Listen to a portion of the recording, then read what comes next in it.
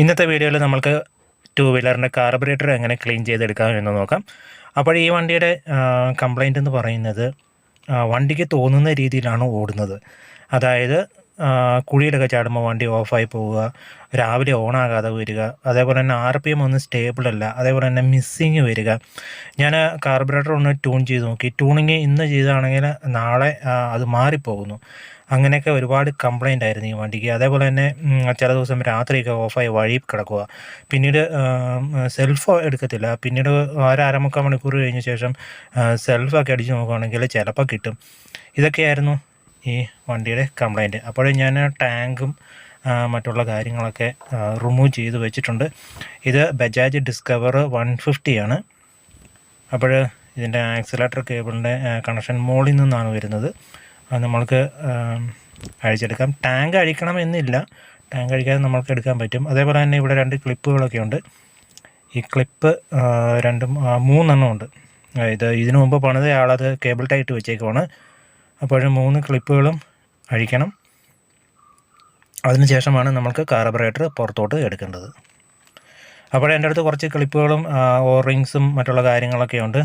കുറച്ച് വണ്ടിപ്പണിയുടെ ആവശ്യത്തിന് വേണ്ടിയൊക്കെ വാങ്ങിച്ച് വെച്ചിരിക്കുന്ന പാർട്സുകളാണ്. ഇതിനകത്ത് നമ്മൾക്ക് ആവശ്യമുള്ളത് ക്ലിപ്പുകളൊക്കെ ആവശ്യമുണ്ട്. അപ്പോൾ അതേപോലെ തന്നെ സീലൻറ്റും ഉണ്ട്. ഇത് അന്നാബോണ്ടാണ്. അപ്പോൾ ആക്സിലേറ്റർ കേബിൾ നമ്മൾക്ക് ആദ്യം റിമൂവ് ചെയ്യാം. അതിനുശേഷം അതിൻ്റെ അകത്തുനിന്ന് പിസ്റ്റൺ, ത്രോട്ടിൽ പിസ്റ്റണാണ്, ഇത് വെളിയിലോട്ട് എടുക്കാം. ഇതും നല്ല രീതിയിൽ ക്ലീൻ ചെയ്തിരിക്കണം. ഇതിലൊക്കെ ഒരുപാട് കരികളൊക്കെ ഉണ്ട്. ഇപ്പം തന്നെ കണ്ടോ, കയ്യിൽ ഒരുപാട് കരിയൊക്കെ പറ്റിയിട്ടുണ്ട്. അതേപോലെ തന്നെ ഇലക്ട്രോണിക് ചോക്കാണ് ഈ വണ്ടിക്ക്. അതിൻ്റെ വയറൊക്കെ ഡിസ്കണക്ട് ചെയ്യുക. ഇനി നമ്മൾക്ക് കേബിൾ ടൈ കട്ട് ചെയ്തിട്ട്,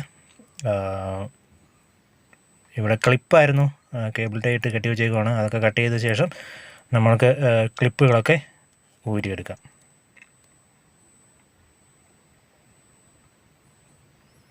ഇനി ഈ റബ്ബർ പുറകിലോട്ടൊന്ന് തള്ളിയാൽ മതി, എയർ ഫിൽറ്ററിൻ്റെ ഭാഗത്തെ. അത് കുറച്ചുകൂടി ഫ്ലെക്സിബിളാണ്. അതിനുശേഷം നമുക്ക് കാർബറേറ്റർ ഊരിയെടുക്കാൻ പറ്റും. ഇപ്പോൾ കുറച്ച് ബുദ്ധിമുട്ടാണ്. ഞാൻ ഒരു വിധത്തിൽ അത് പുറകു ഭാഗത്തോട്ട് തിക്കിയിട്ട് അതങ്ങ് മാറ്റി കാർബറേറ്റർ ഊരിയിട്ടുണ്ട്. കാർബറേറ്റർ ഊരുമ്പം അതിൻ്റെ എല്ലാ 3 ഹോസുകളുണ്ടാവും. അതൊന്ന് ഡിസ്കണക്ട് ചെയ്യൽ, അതടക്കം നമ്മൾക്ക് ആവശ്യമുണ്ട്. അതിനുശേഷം എൻജിൻ്റെ ഇൻലെറ്റ്, അത് നല്ല രീതിയിലോട്ട് തുണി വെച്ച് അടച്ചു വെക്കുക. അപ്പോൾ ഇനി നമ്മൾക്ക് ഇതിൻ്റെ പൈപ്പുകളൊക്കെ ഊരിയെടുക്കാം. പൈപ്പുകൾ നിർബന്ധമായിട്ടും ക്ലീൻ ചെയ്തിരിക്കണം. എല്ലാ പൈപ്പും 3 പൈപ്പുകളുണ്ടാകും. ഒന്ന് ഫ്യൂൽ വരുന്നത്, ഒന്ന് ഡ്രെയിന്, ഒന്ന് എയർ വാക്വം, അതിൻ്റെ കാർബറേറ്ററിൽ കണക്ട് ചെയ്തേക്കുന്ന വയർ. അപ്പോൾ നോക്കുക, ഇത്രയും ഡസ്റ്റ് തന്നെ നമുക്ക് ഇതിൻ്റെ മുകൾ ഭാഗത്തുനിന്ന് കിട്ടിയിട്ടുണ്ട്. പെട്രോൾ താഴെ നിന്ന് മുകളിലോട്ട് വന്നപ്പം അതിനകത്തുനിന്ന് വന്നതാണ്. അപ്പോൾ ഇത് വെറും ഇങ്ങനെ അടിഞ്ഞു കൂടിയതാണെങ്കിൽ കുഴപ്പമില്ല. ഇത് തരിയായിട്ട് കിടക്കുകയാണ് നിറയെ. ഇത് ടാങ്കിൽ നിന്ന് വരുന്നത്, പെട്രോൾ അടിക്കുമ്പം കൂടെ വരുന്നതൊക്കെയാണ്. പഴയ വണ്ടിയൊക്കെ ആണെങ്കിൽ ടാങ്കിൽ ഓട്ടോമാറ്റിക്കായിട്ട് അതിനകത്ത് തുരുമ്പും മറ്റുള്ള പാർട്ടിക്കിളൊക്കെ ഉണ്ടാകും. അപ്പോൾ ഇതിൻ്റെ റിസർവ് ടാങ്കിൻ്റെ അടിയിലൊക്കെ പറ്റി പിടിച്ചിരിപ്പുണ്ട്. ഇത് ചെറിയ തരികളാണെങ്കിൽ കുഴപ്പമില്ല. ഇത് കുറച്ച് വലിപ്പമുള്ള തരിയായിട്ടാണ്, അതാണ് പ്രശ്നം ഉണ്ടാക്കുന്നത്. ഇനി നമുക്ക് ഇതിൻ്റെ ഫ്ലോട്ട് ഊരിയെടുക്കാം. ഇത് ചെറിയൊരു മെക്കാനിസമാണ്. താഴെയുള്ള റിസർവിൽ പെട്രോൾ വരുമ്പം നിറയുമ്പോൾ ഓഫാകുന്നത്. നമ്മുടെ ടോയ്ലറ്റിലൊക്കെയുള്ള ഫ്ലഷ് ടാങ്കിൻ്റെ അതേ വർക്കിംഗ് ആണ്. എല്ലാം അഴിക്കുമ്പോൾ ഇതെല്ലാം അഴിക്കാൻ പറ്റുന്നതാണ് ഏതൊരു സാധാരണക്കാരനും. നിങ്ങൾ അഴിക്കുമ്പോൾ വീഡിയോ അല്ലെങ്കിൽ ഫോട്ടോ ഒക്കെ എടുത്ത് വെക്കുക. വീഡിയോ എടുക്കുമ്പോൾ നമ്മുടെ മൊബൈൽ ഫ്ലൈറ്റ് മോഡിൽ ഇട്ട് വെക്കുക, അല്ലെങ്കിൽ ചിലപ്പം തീ പിടിക്കാനുള്ള സാധ്യത ഉണ്ടാകും. അതിനുശേഷം നമുക്ക് പെട്രോളിൽ മൊത്തമായിട്ട് കഴുകിയെടുക്കുക. പെട്രോൾ അല്ലെങ്കിൽ ഡീസൽ എടുത്താൽ മതി. അപ്പോൾ എല്ലാ ഭാഗങ്ങളും നിങ്ങൾക്ക് അഴിക്കാൻ പറ്റുന്ന, നമുക്ക് എല്ലാ ഭാഗങ്ങളും അഴിക്കാൻ പറ്റും. അതായത് ഇതിപ്പോൾ കണ്ടോളൂ, ഇതെല്ലാം അഴിച്ചെടുക്കുക. എയർ മിക്സർ റേഷ്യോയുടെ സ്ക്രൂ ഉണ്ട്, അതേപോലെ തന്നെ RPMൻ്റെ സ്ക്രൂ ഉണ്ട്. ഇതൊക്കെ അഴിച്ചെടുക്കുമ്പോൾ അതിൻ്റെ ഉള്ളിൽ സ്പ്രിങ്ങൊക്കെ ഉണ്ടെങ്കിൽ അതൊക്കെ നോക്കുക. മറ്റുള്ള കാര്യങ്ങളൊക്കെ കൃത്യമായിട്ട് തിരക്ക് കൂട്ടാതെ നോക്കി എല്ലാം കൃത്യമായി മനസ്സിലാക്കി വെച്ചതിന് ശേഷം ഊരിയെടുക്കുക. ഇനി ഈ അഴിക്കുന്ന ഒരു ജെട്ടുണ്ട്, ഇതാണ് ഏറ്റവും പ്രധാനമുള്ള, ഇതാണ് ക്ലീൻ ചെയ്യേണ്ടത്. ഇതിൽ 2 ഹോൾസുകൾ സൈഡിലോട്ടുണ്ടാവും, അതിന് നടുക്കൂടെ വേറൊരു ഹോളും ഉണ്ടാവും. അപ്പോൾ ഇത് നല്ല രീതിയിൽ ക്ലീൻ ചെയ്തെടുക്കണം. ഞാനിപ്പോൾ ഒരു ചെറിയ കമ്പിയാണ് എടുത്തിരിക്കുന്നത്. ചെറിയ കമ്പി എടുക്കണം. പിന്നെ കമ്പി എടുക്കുമ്പോൾ ശ്രദ്ധിക്കണം, നല്ല ഒരുവിധം ബലമുള്ള കമ്പി ആയിരിക്കണം. നമ്മൾ ക്ലീൻ ചെയ്ത് കമ്പി അതിനകത്ത് ഒടിഞ്ഞിരുന്ന് പോകരുത്. പിന്നെ നമുക്ക് ഇതിൻ്റെ ആ സെൻറ്ററിലൂടെ ഹോളും നല്ല രീതിയിൽ ക്ലീൻ ചെയ്യണം. അതിൻ്റെ അകത്ത് കരട് കയറിയിരിക്കുമ്പോഴാണ് നമ്മൾക്ക് RPMനൊക്കെ വ്യത്യാസം വരുന്നത്, ഓഫായി പോകുന്നത്, രാവിലെ ഓണാകാതെ വരിക. അതേപോലെ തന്നെ കുണ്ടും കുഴിയിലൊക്കെ വീഴുമ്പം വലിയ പീസുകളൊക്കെ ഡസ്റ്റുകളൊക്കെ ഇതിൻ്റെ അകത്ത് കയറി പെട്രോൾ ബ്ലോക്ക് ആകും. കുറച്ച് കഴിയുമ്പോൾ വണ്ടി ഓഫായി പോകും. ആ രീതിയിലാണ് പ്രശ്നങ്ങൾ വരുന്നത്.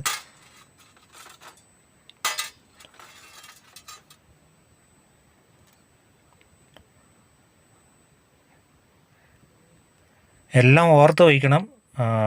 അല്ലെങ്കിൽ നിങ്ങൾക്ക് ഇതിൻ്റെ അസംബ്ലി ഡയഗ്രം നോക്കിയിട്ട് ചെയ്യാൻ അറിയാമെങ്കിൽ ആണേലും കുഴപ്പമൊന്നുമില്ല. എല്ലാം ഓർത്ത് വെച്ച് ഫോട്ടോ ഒക്കെ എടുത്ത് വെക്കുക.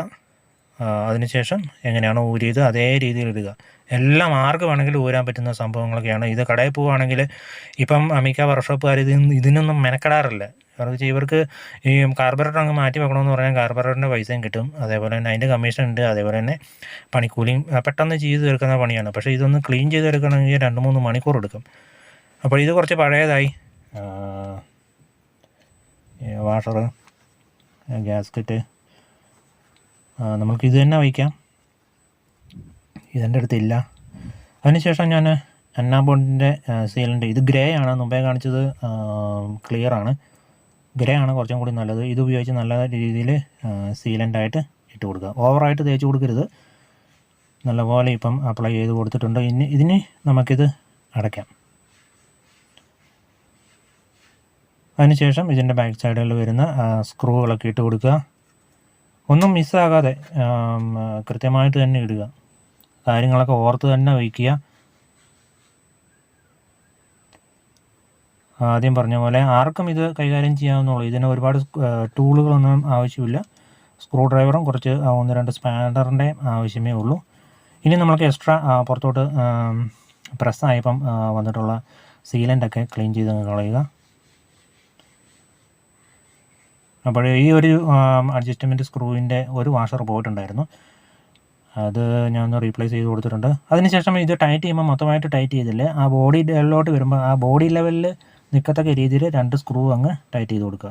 2 മൊത്തമായിട്ട് ടൈറ്റ് ചെയ്ത് വെക്കേണ്ട കാര്യമൊന്നുമില്ല. ആ ബോഡി ലെവൽ എത്രയാണോ ടൈറ്റ് ചെയ്ത് വരുമ്പം നമ്മുടെ സ്ക്രൂവിൻ്റെ ഹെഡ് ആ ഒരു ലെവലിൽ അങ്ങ് സ്ക്രൂ ചെയ്ത് കൊടുക്കുക. ഉണ്ട്, ഇപ്പം ലെവലായിട്ടുണ്ട്. ഇപ്പം മൊത്തത്തിൽ പൈപ്പെല്ലാം കണക്ട് ചെയ്ത് പൈപ്പൊക്കെ നല്ല രീതിയിൽ ക്ലീൻ ചെയ്ത് അകത്ത് കമ്പിയൊക്കെ ഇട്ട് നല്ല രീതിയിൽ ക്ലീൻ ചെയ്തെടുക്കണം. അതേപോലെ തന്നെ ഇലക്ട്രോണിക് മറ്റേ ഇതുണ്ട്, നമ്മുടെ ചോക്ക്, അതിൻ്റെ മോട്ടറൊക്കെ ഫിറ്റ് ചെയ്തിട്ടുണ്ട്. ഇപ്പോഴും ഞാനിത് ഫിറ്റ് ചെയ്യാൻ നോക്കിയപ്പോൾ വളരെ ബുദ്ധിമുട്ടായിരുന്നു. ഞാൻ എഞ്ചിൻ്റെ സൈഡിലുള്ള ഈ പീസ് കൂടി റിമൂവ് ചെയ്തെടുത്തിട്ടുണ്ട്. അപ്പോൾ കാർബറേറ്റർ റിമൂവ് ചെയ്യുമ്പോൾ നിങ്ങൾ ഈ എഞ്ചിൻ സൈഡിലുള്ള പീസ് ആദ്യം ഒന്ന് റിമൂവ് ചെയ്തിട്ട് ഈ രീതിയിൽ എടുക്കുക. ഞാൻ ആദ്യം കാണിച്ച് കുറച്ച് എളുപ്പമാണെന്ന് വിചാരിച്ച് ഞാൻ അങ്ങനെ ചെയ്തതാണ്. അപ്പോൾ ഇടാൻ പോകുമ്പോൾ ഭയങ്കര ബുദ്ധിമുട്ട്. അത് ഒഴിവാക്കാൻ വേണ്ടി 8-ൻ്റെ സ്പാനർ മതി, 10-ൻ്റെ സ്പാനർ മതി. അത് ഉപയോഗിച്ചിട്ട് നിങ്ങൾക്ക് ഈ എഞ്ചിനോട് കണക്ടിവിറ്റി ഇത് ഊരിയെടുക്കാൻ വളരെ ഈസി ആയിട്ട് എടുക്കാം. നമുക്ക് അധികം തിക്കിയൊന്നും എടുക്കേണ്ട കാര്യമൊന്നുമില്ല. ഇവിടെയും അതിൻ്റെ എന്താണ് പറയുന്നത്, അതിൻ്റെ ഉള്ളിലൊരു ഗ്യാസ്കറ്റ് ഉണ്ടായിരുന്നു, അത് പോയി കിടക്കുകയാണ്. ഇതിനു മുമ്പ് പണിത ചുമന്ന കളറിലുള്ള സീലൻ്റ് ഉണ്ടായിരുന്നു. ഞാനിപ്പം പുതിയ സീലൻ്റൊക്കെ ഇട്ട് നല്ല രീതിയിൽ അപ്ലൈ ചെയ്ത എല്ലാ ഭാഗങ്ങളും ടൈറ്റ് ചെയ്ത് കൊടുത്തിട്ടുണ്ട്. നല്ല രീതിയിൽ ടൈറ്റ് ചെയ്ത് കൊടുക്കണം. അതേപോലെ തന്നെ കാർബറേറ്ററിൻ്റെ 3 ക്ലിപ്പൊന്ന് മാറ്റിയിട്ടുണ്ട്, പുതിയ ക്ലിപ്പ് ഇട്ടിട്ടുണ്ട്. നിങ്ങൾക്ക് എന്തെങ്കിലും സംശയമാണെങ്കിൽ അത് ഫോട്ടോ എടുത്തുകൊണ്ട് കാണിച്ചാൽ മതി. പണിയുന്നതിന് മുമ്പ് കുറച്ച് സാധനങ്ങളൊക്കെ വാങ്ങിച്ച് വയ്ക്കുക. ഫോട്ടോ എടുത്തിട്ട് കടയിൽ പോയി വാങ്ങിക്കുകയാണെങ്കിൽ അവർ കൃത്യമായിട്ട് സാധനം തരും. ഇനി നമ്മൾക്ക് ആക്സലറേഷൻ്റെ അതിൻ്റെ ഒരു ഭാഗം കുറച്ച് കത്തി ഒരു കളറുണ്ടാകും, ഒരു ഭാഗം കുറച്ച് തീ പിടിച്ച പോലെ. ആ ഭാഗം എഞ്ചിൻ്റെ അങ്ങോട്ട് ഇട്ടിട്ട് അത് താഴോട്ട് ഇറക്കി വിട്ടാൽ മതി. എന്നിട്ട് സ്ക്രൂ ചെയ്ത് കൊടുക്കുക. പിന്നെ വണ്ടി ഒരു 2-3 മണിക്കൂർ കഴിഞ്ഞ് സ്റ്റാർട്ട് ചെയ്യാൻ പാടുള്ളൂ. നമ്മൾ അപ്ലൈ ചെയ്തിട്ടുള്ള സീലിൻ്റെ മറ്റുള്ള കാര്യങ്ങളൊക്കെ നല്ല രീതിയിൽ ഒന്ന് സെറ്റായി വന്നതിന് ശേഷം മാത്രം. ഇനി പെട്രോളിൻ്റെ പൈപ്പ് ഞാൻ ടാങ്ക് ഫിറ്റ് ചെയ്തിട്ട് പെട്രോളിൻ്റെ പൈപ്പ് ഫിറ്റ് ചെയ്തിട്ടുണ്ട്. ഇനി അടിയിലത്തെ ഡ്രെയിൻ സ്ക്രൂ ഒന്ന് തുറന്നിട്ട് താഴെ പൈപ്പിൽ കൂടെ കുറച്ച് പെട്രോൾ പുറത്തോട്ട് കളയണം. ഇപ്പോൾ വണ്ടി സ്റ്റാർട്ടായിട്ടുണ്ട്. നല്ല പെർഫെക്റ്റായിട്ട് ഇലക്ട്രോണിക് ക്ലച്ച് വർക്കാവുന്നുണ്ട്. സ്റ്റാർട്ടിങ്ങിൽ കുറച്ച് റേസിങ് പോകുന്നുണ്ട്. ഇനി നമ്മൾക്ക് ഇതിനെ ഒന്ന് ട്യൂൺ ചെയ്ത് എടുക്കാൻ മതി. സംഭവം നല്ല അടിപൊളിയായിട്ട് വർക്കാവുന്നുണ്ട്. ഇതിനു മുമ്പ് ഇതിന് തോന്നിയാലൊക്കെ സ്റ്റാർട്ട് ആകത്തുള്ളായിരുന്നു. അപ്പോൾ ഇവിടെ 2 സ്ക്രൂകളുണ്ട്. പെട്രോളിൻ്റെ എയറിൻ്റെ റേഷ്യോ മിക്സ് ചെയ്യുന്നത് ഈ താഴെ കാണുന്നതാണ്. അതേപോലെ തന്നെ മുകളിൽ കാണുന്നത് ഐഡിയൽ RPM സെറ്റ് ചെയ്യുന്നത്. ഇതിനു മുമ്പ് 2 വീഡിയോസുകൾ ചെയ്തിട്ടുണ്ട്. നമ്മൾ എങ്ങനെയാണ് ഇത് വണ്ടിയുടെ മൈലേജ്, അതേപോലെ തന്നെ ബെസ്റ്റ് മൈലേജും അതേപോലെ തന്നെ നല്ല പവറും കിട്ടുന്ന രീതിയിൽ വണ്ടി എങ്ങനെ സെറ്റ് ചെയ്യാം എന്നുള്ളത്.